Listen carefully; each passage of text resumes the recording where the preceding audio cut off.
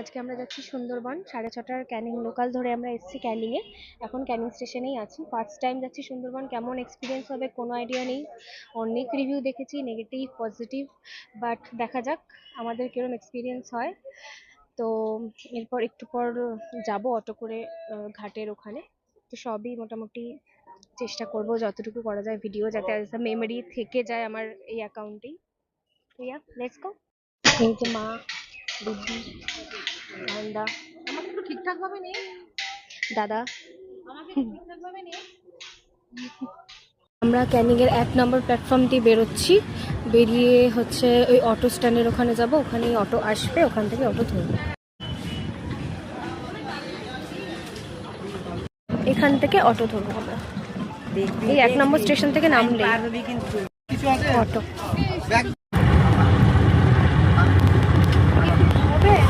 Direct candidate always late.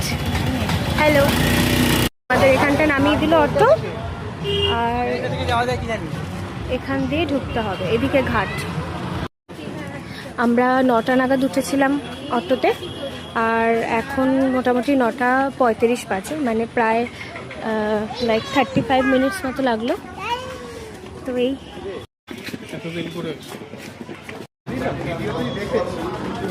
এরকম সারি সারি বোট অলরেডি দাঁড়ানো আছে। এখান থেকে আমাদের একটা বোট আছে, সেটা আমাদের বোটটার নাম আসিফ বলে দিয়েছে।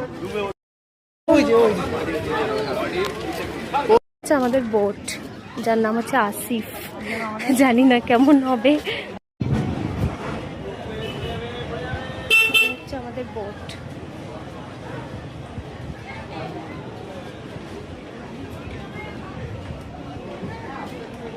এখানে হচ্ছে ড্রাইভারের কেবিন, আর ড্রাইভারের আই থিঙ্ক থাকার জায়গা, জানি না আমি। তো বেসিক্যালি এরকম। এখানের থেকে ভেতরটায় বেটার লাগবে আই থিঙ্ক।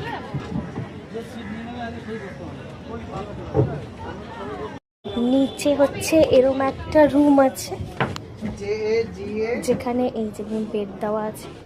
যারা একটু রেস্ট করতে চায়, বাচ্চা থাকলে তারা একটু এখানে রেস্ট করতে পারবে।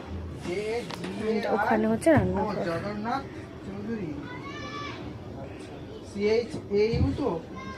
নিচটা একটু আওয়াজ হবে, বাট উপরটা কোনো আওয়াজ হবে না, মানে আওয়াজটা তো লাগবেই না কানে। সুন্দর, কিউট, বেশ সুন্দর হাওয়া দিচ্ছে, আর বোঝা যাচ্ছে যে বৃষ্টি হবে, ভালো লাগছে।